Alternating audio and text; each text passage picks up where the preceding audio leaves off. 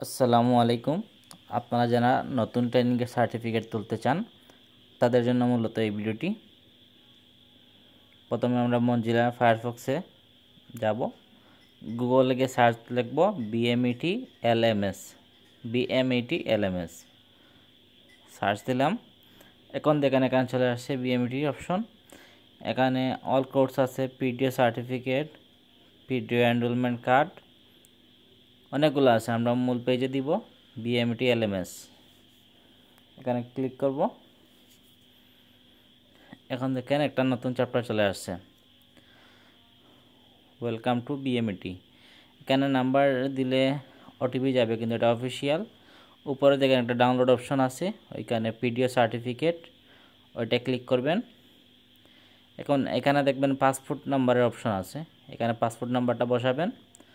আমি পাসপোর্ট নাম্বারটা বসালাম। আর নিচে যে ক্যাপচাটা আছে, ওইখানে আপনার মোবাইলে যে ধরনের ক্যাপচা আসবে ওই ধরনের ক্যাপচাটা বসাবেন।